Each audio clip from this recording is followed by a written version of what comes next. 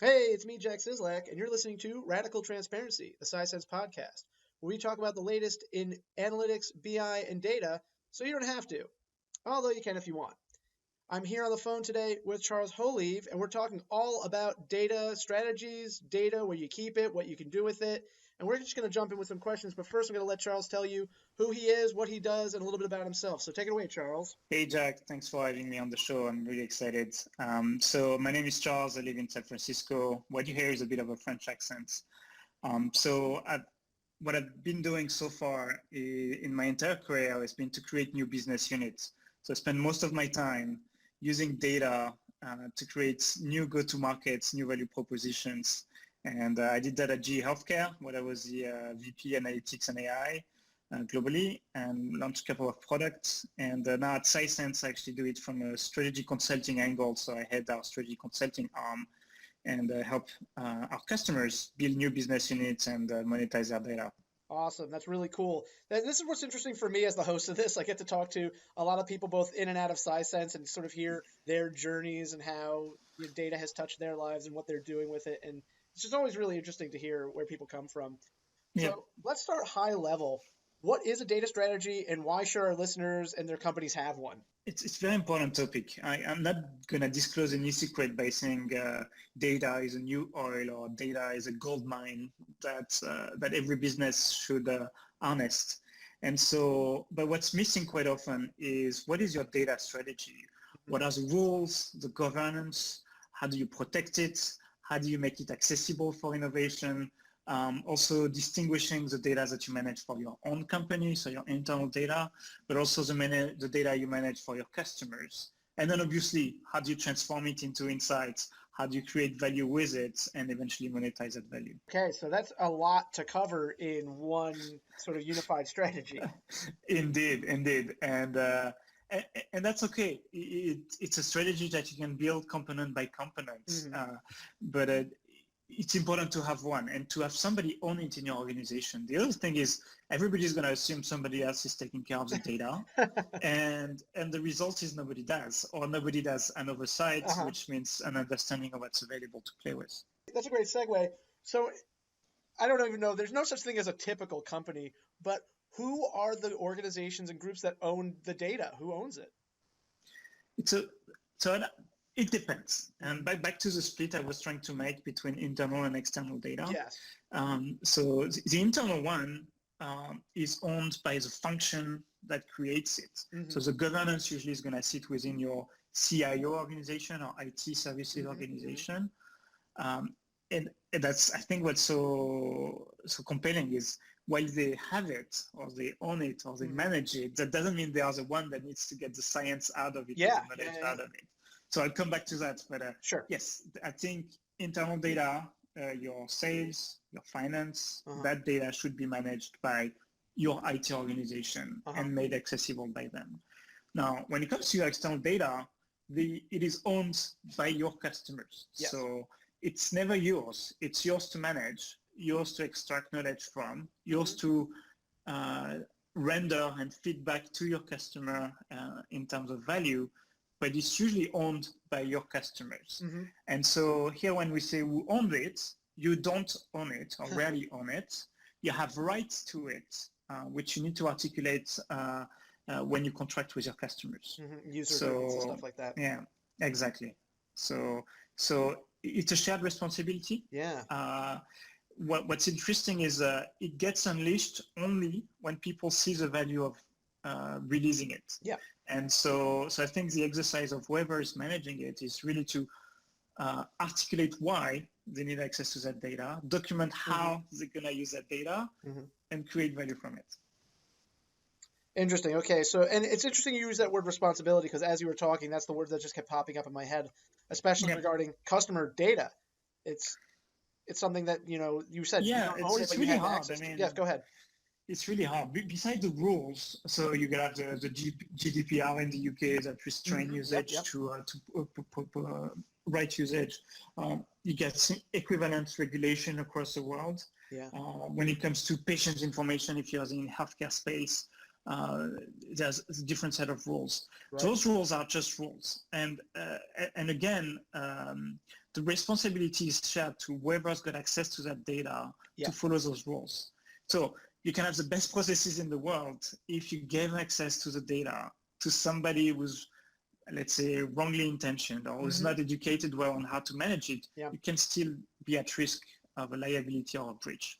So this ecosystem of people accessing the data, how it starts, how you do the audit trail, how do you follow the regulation, is, I'd argue, a responsibility of all the players, but has to have a governing body.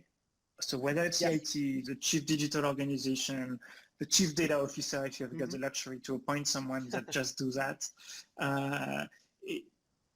the role is like a chief security officer. It's not to make sure that it's not a police role. It's more of a making sure everybody knows the rules and applies the rules, and that we work in a safe environment. Right, and there's an element of culture there too, of making sure even if you don't handle sensitive data that much, that you know what the best practices are. That way, if some ever does come your way, you're like, oh, I know, you keep that closed, don't access that, don't give anybody this.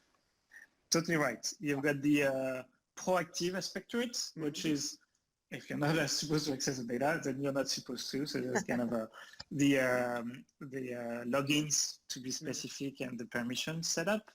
And then there's the reactive aspect of it. So there will be incident where data might be accessed and should not have been accessed. And then it's how you react to it. So very similar to a security setting. And the quality of an organization will really depend on those two processes. How do you control access, and how do you check usage? So getting back to sort of the broader idea of data strategies again briefly, what's like the current state of data strategies as a whole through, basically let's say high-tech companies that have data to have a strategy around?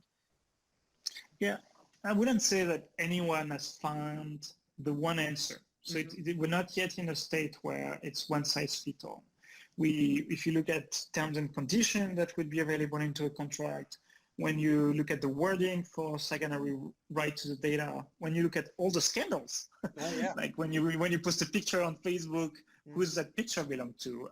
It's very, if you had read the 200 pages of terms and conditions, you would know that it's not yours, but would ever read those 1,200 pages. So I think we're in a state where it's being defined, and I think it's being defined the right way. So I'm a positive mind, and when I say that is it's being defined by what you do with it. So when people understand that sharing their health record and their patient data has a promise of solving for faster discovery of drugs or for better health to your family or to yourself, then there's a because the goal is known, there's a much more ability to share, and I think the progress in machine learning and AI and BI and the proof points are now in thousands of what you can learn from the data for something that's going to benefit you. I've really blurred those barriers to share data in a controlled way. And so I think we're in a state where we know what we do with it. People have a generic understanding of what to do with it. And so really what happens is, do you have the right process to facilitate that sharing, facilitate that data investigation, and facilitate rendering those insights back to the right personas? So which sort of industries or which sectors do you feel are kind of ahead of the game when it comes to, like, okay, these people have been doing big data strategies for a while and they're kind of getting better at it, and these ones are kind of lagging behind? It just, you ballpark it again, if you have any sense of this. Maybe it's not maybe there is. That's a good question. It's going to be a proxy to what I think is the right answer, because I don't have the statistics behind, but it follows a little bit the path of what analytics has been striking first. So analytics has been amazing in the financial industry. And back to the name of your show, Radical Transparency, there's a reason for the data to be managed properly. We're talking about transacting your money, my money, and and being very precise on how we do that. But also this is where there's been the most use cases of good analytics or good intelligence proving to improve the way we do things. So I think in the financial industry, how you manage, how you secure has made huge progresses. And that's actually, I think, this is why you see the first blockchain usage. Yeah. Because blockchain is all about that, is the ability to track better and to secure better access to the data or the data itself. The second industry I've seen, and I guess I've got a bias to that, I spent 15 years in healthcare. Yeah. But I've seen the transformation. I've been there when it was transforming. Sure. It was from nobody should ever see a patient file, but the doctor was taking care of that patient, to a place where today you see many data repository for specific diseases, being Alzheimer, or let's say the recovery from an intensive care unit. All that data is being shared in a controlled way because people care. So I keep saying the same thing. When there's a good reason to release that data, then people release the data or share it. And then when there's confidence that the data is going to be used for the bright side, not the dark side, then people tend to share their data. And so healthcare, I've seen a huge leapfrog from don't even share it, don't get it out of that folder that's sitting under my desk, into put it into the cloud, the data repository, trust those organisms that can manage that data efficiently, and let's make the world a better place. You've got other places that have been forced to share data. So think about the aviation industry. They have been sharing data forever, because if you don't, then planes might crash into one another. Yeah. So there's that, or in the car industry, where everybody believes self-driving car is a better thing. So people tend to agree that when they use Google Maps or when they use Apple Maps, their data is being shared to improve traffic overall and so forth. So I think, again, by the use case, you see industries, maybe not the one that want to, but the one that have to, sharing their data more easily than other places. Yeah, that makes total sense. Yeah. Overall, everybody's sharing more, and I don't think this is going to change. That all makes perfect sense when you're talking about, the general trend of people sharing more over time, and different types of companies having strategies based on the behaviors that have manifested themselves in that industry. You're talking about sharing medical records to help improve care. That makes perfect sense. So yes, you mentioned chief data officers before, and I guess that's a kind of a leading question here. Where does the data strategy come from, and then who runs it once the company decides to create a data strategy? Yeah. So I would I'm going to look at an enterprise company just to zoom on something, and then an enterprise would going to have various business units, and those business units are going to manage a different set of data for their customer, being the data that's going to go through the device they make, or the data that's going to go through the services they render, or maybe if the software company, the data that transact through their software. I would have a horizontal organization. We could sit within the chief digital officer. It could sit between, with maybe the chief innovation officer could be a place, but you would want somebody who has like a chief security officer. Again, it's probably the easiest to compare it with. That has going to set rules across the business unit. But then it's up to each business unit leaders to actually make it happen. And so I wouldn't leave somebody else to manage my data. I would not expect somebody to do it right. I would look for guidance and rules to do it right, and then I would make it happen. Make sense? And so it's really up to each of the businesses to make it happen. If you have the luxury to have a chief data officer, great. And I actually highly recommend that. Okay. But in the idea of making money with data, that might not be the first hire. Interesting. Because it's going to be, again, I guess I'm saying the same thing over and over, but the business leader is the one who's going to have a business case to access that data. And so arguably, until you have that business case framed, you don't really need the data. Or you do, but you don't know yet why. And so it's going to be extremely hard to get to it, because people are going to say, well, why do you actually need access to that data? And so I put the first brick of the house that you're building Yeah. is on the business side. What value do you expect to get from that data? Not on, let's put all the data in a secure place, have good audit trails, and eventually we'll do something with it. Gotcha. I think it's too big of a wish to do that. Wow. Okay. Yeah, that's really interesting because we were talking before, and I was reading some of your stuff and talking about chief data officers and stuff. So I figured like, oh, this must be the linchpin that holds all this together, and you have to have this person in place first before you do all this stuff. And you're saying no, you got to start with your business case and what you're going to do with it first, and then eventually, if you can have a chief data officer for your organization, yeah, they'll pull all the strands together later and be that person who communicates the vision and gets all those other things in line. But ultimately, no, if you want to do something with your data, you have to have an idea of what that is, and then you can start talking to other people within the organization to manifest that. Exactly. And when you do bring up that chief data officer on, the role is going to be one of many. Okay. One is going to be to create an inventory of the data you've got. So surprisingly or not surprisingly, you don't know what's in your company until somebody is going to tell you or is going to take care of making sure that everybody knows. So there's a heavy work of what is it that we have.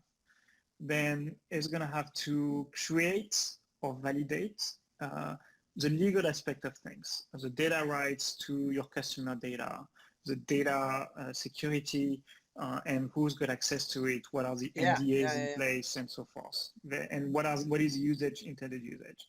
There's a third pillar that comes into place, which I think is fascinating because people overlook it, is you can acquire data as well. Yeah. So more and more companies want to augment the context of their data. So let's say, again, I'm going to talk in healthcare for 1 second. Sure. In healthcare, if you're a hospital, the data you have access to is the 2% of the data that's generated when a patient comes to your hospital. That means you leave out 98% of the data when the patient is not in the hospital. Right. And so, but that information exists. Which car did they buy? What is their their eating habits? What do they buy? And that could be valuable information in order to provide better healthcare. And so this chief data officer has to have in mind also how to acquire more data so they have more context to the data analysis they provide. And it could be creating partnerships. So you can partner with a hospital and share data with a common goal. Or it could be spending money. Right. So if I'm working in the HR industry, I might want to go and buy all the salary data from a specific region because I want to advise my customers on how to do their salary planning. And I think the chief data officer needs to have a budget to be able to create those data ecosystem.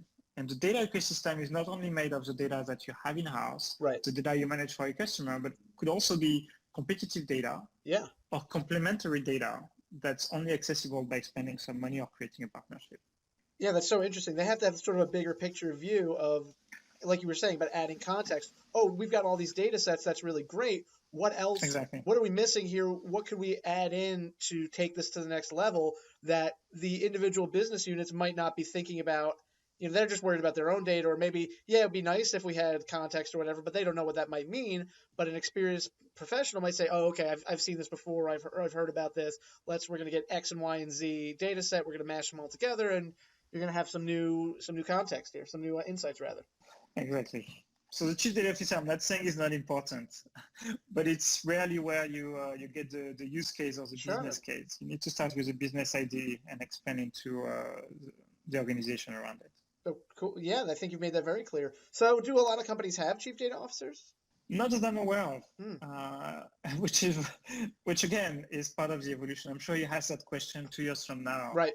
And it would sound like a dummy question, like obvious, because data is how you make money, because that's how you create outcome setting opportunities.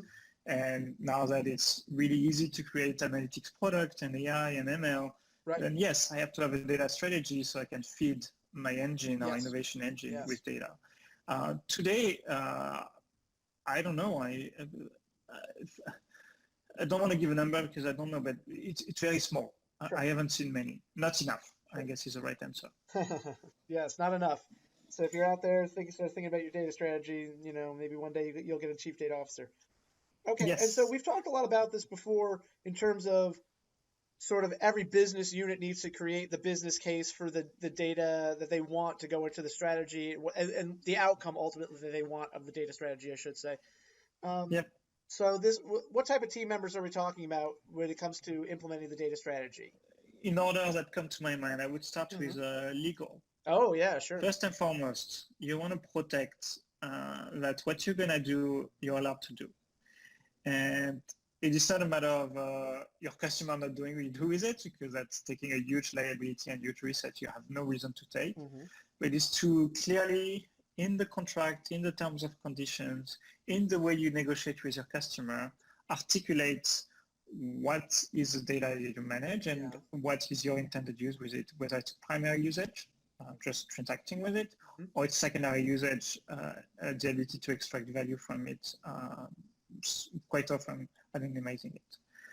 The second one is I guess, ties into the infrastructure. So where are you going to store that data? Most people are going to argue it should be in the cloud because it's probably the most secure place nowadays. Sure. By the way, it's much more secure than your laptop or your server under your desk.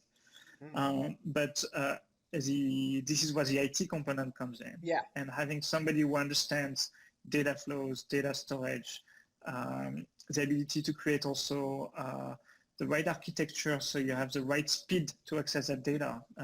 Data is a liquid product, so it's not always batch processing, and it's okay if it takes 10 minutes to do a query. Sometimes it should be within the second. And so the business case should tell you how often you want to access the data, which should tell you what architecture is the most appropriate and what infrastructure is the most appropriate for what you want to do with it.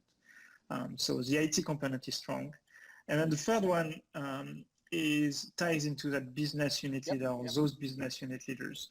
Because again, you could spend 10 million on building an amazing data warehouse over 2 years and never get anything out of it because it was just for the sake of storing data.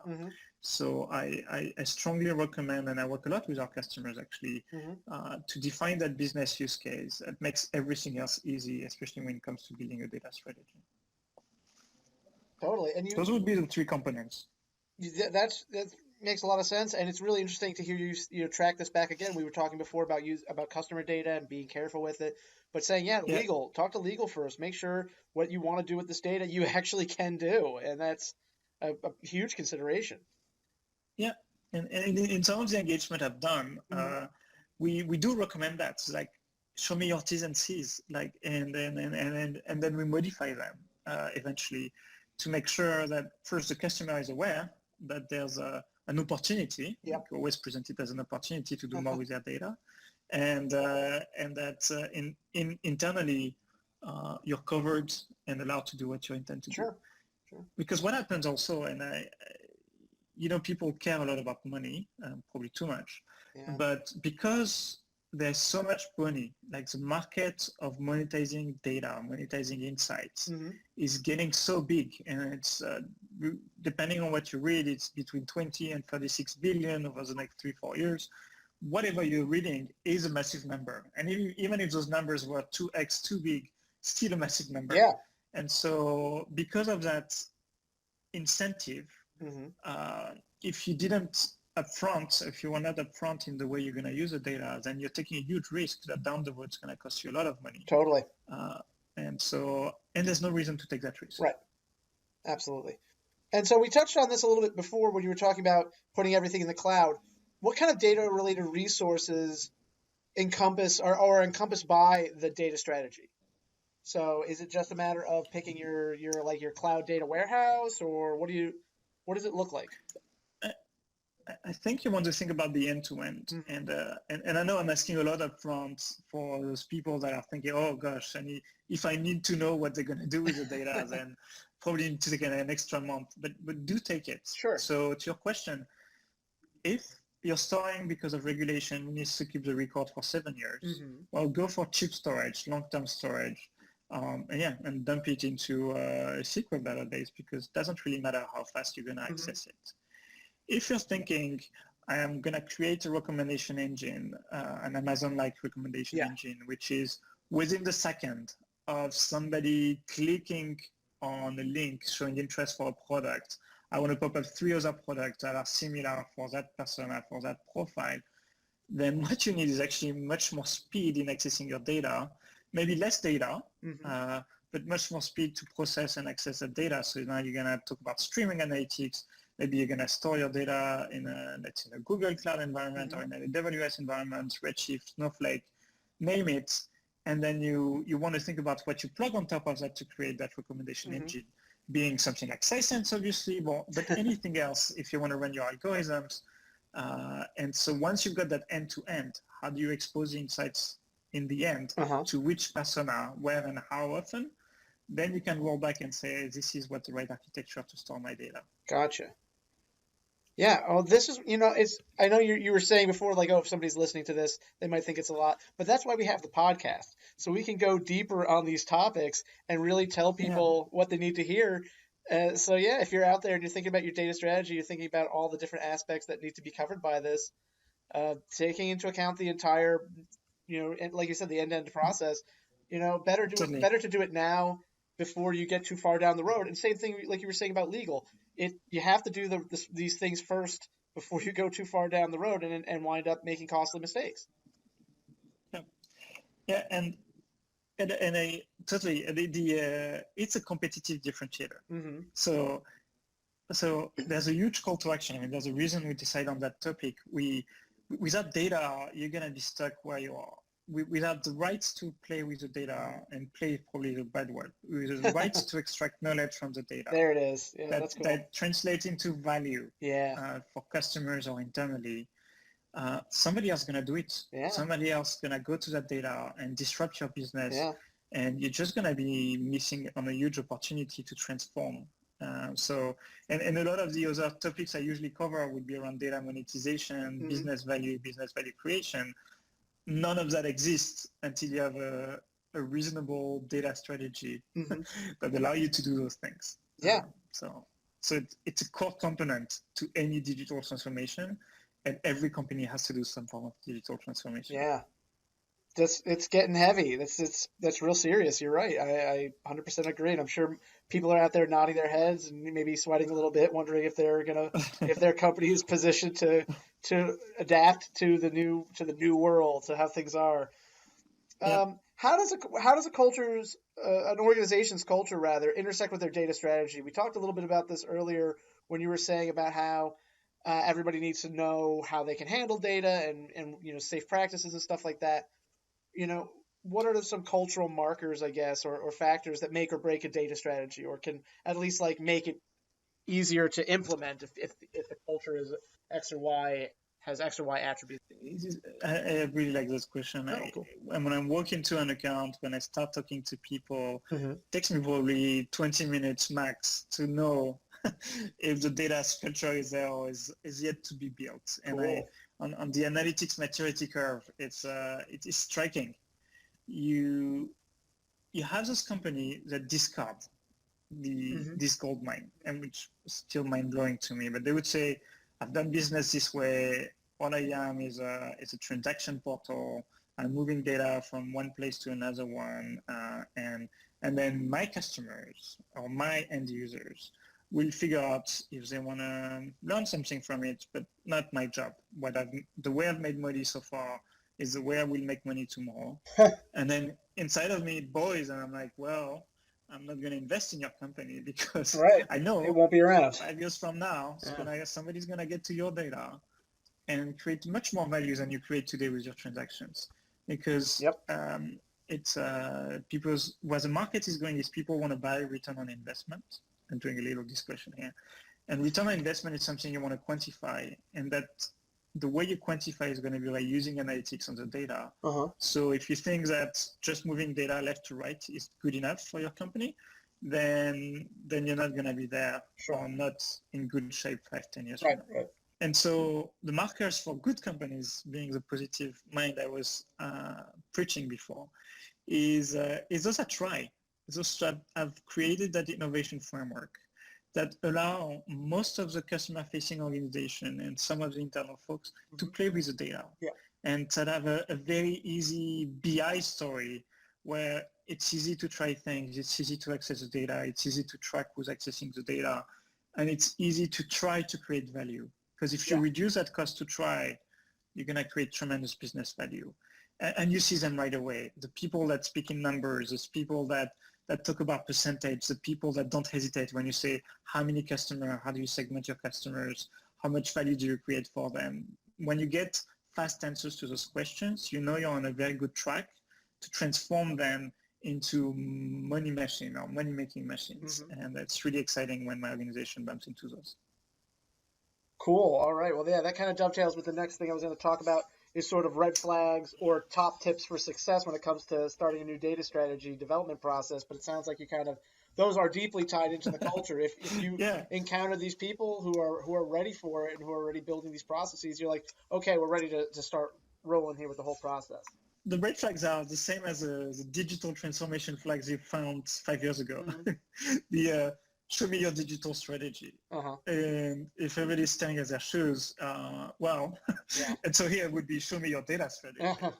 And if there's not one slide about it, or show me your data security strategy, then you know there's opportunity, I guess. I like how you reframe that. There's opportunity. always. It can't get any worse. It can't get any worse. How about that? Yes, absolutely. So that would be a red flag. If they're staring at their shoes, or if they're staring at their shoes and they don't know who to call, or they don't know who to text, it's another issue. Or if the CIO is looking at the chief digital officer, and the chief digital officer is looking at the CIO, who then look at the CEO, then you're like, well, so then that's fine. Time to define one. Time to define a data strategy. Time to ask some hard questions and pick some people. As a component of a business strategy, not as a standalone data strategy. The other red flag would be do you know if you have right to that data? And the question is, I don't know. This one is not okay.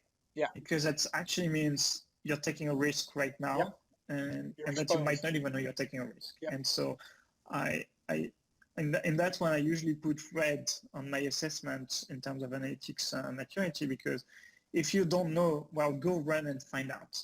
And if you don't, fix it by setting up for the next customers or the next data set that you're going to cover, and then identify how much it's going to cost you to roll back and actually have the rights to the data you manage today. So that's a big red flag for me. And nothing is unmanageable. Everything is addressable. But once you know, you have to do something about it. And the last one is the one that restricts themselves to their own ecosystem. That means they forget the fact that today's business is about ecosystem, not about you solving for the world anger. And so understanding where the data you've got and what the data you're missing, and having a mean to access at the let's say extension of your data set is as a red flag or green flag. Red flag if you didn't think about it, a green flag if you started doing some collaboration with your partners, customers, suppliers on that value chain. Cool. All right. Well, this has been a lot to chew on so far. I don't want to take us too much deeper down the rabbit hole, but I thought we could wrap it all up neatly by talking about how like a BI and analytics platform ties in with the data strategy, because we've been talking a lot about, where we're going to store it, how we're going to keep it safe, how we're going to make sure that culturally people are ready for this. And then we need some way of extracting insights and value from that data. And I figure that'd be a great conclusion to talking a little bit about. I agree. Okay, great. Take it away. This is back to this business case. Yes. Why do you even need that data? And so it's quite straightforward. Not as easy to do as it's going to sound when I'm saying it. But in that data, there is information that you can provide for your customers or your internal people to make better, faster decision in context aligned to your strategy. Those things internally will drive bottom line savings. So you're actually going to have a cost saving opportunity internally. And for your customers, if you drive value, let's say I'm going to save you $500,000 of inventory because I'm going to tell you how to ship goods on time, or I'm going to help you do better cash collection, or I'm going to help you increase your compliance or decrease your defects or be more profitable, that value is at $500,000, then you can charge for it because the analytics, this new thing that you build on your data set, is what's going to drive that value, and so you can charge for it, and it's a new revenue for you. And so I guess this is a closing for me, is having a good data strategy as part of a good business strategy will grow your company by increasing your margin and increasing your top line. And I'm yet to find one company in the world that's not interested in growing top line and improving margins. Wow. All right. That was a lot. My head's kind of spinning with all this that we talked about. But yeah, that's a great way to tie it all up at the end. Hey, you know what? This will make you more money in the long run. How about that, huh? So exactly. And if you don't do it, somebody else gonna go after that money. So, and that's been kind of the mantra of business for as long as business has existed, right? If you don't do it, somebody else will. And exactly. If you're sitting on a bunch of data, if you've got an idea of what to do with it, you've got to act on it, and you've got to be smart about it because it's getting too tight out there. Yeah, and the cost to try is so low that it's your mistake not to try. Okay. There's no good excuse now to say, oh no, it's a 5-year project. No, and get started somewhere in 3 months. Okay. So. Well, I think that's a great note to end on. Yeah, there's no excuse not to be doing something with your data, to be starting your data strategy, and it doesn't have to be all at once, but you do have to start somewhere. Exactly. Yeah. All right. Well, Charles, thank you so much. This has been really educational and informative and fun, and I hope everybody out there enjoyed it. And there's just a lot to chew on there, everybody. So thanks for listening. Yeah, my pleasure to be there, Jack. Awesome. And, I'm sure people can reach out if they got one follow-up or have challenging position. Charles I would love to exchange ideas. To help out. All right. Awesome. This has been really great. And I'll talk to you some other time. Take care, everybody. Come back and listen to the next episode. Bye. Bye.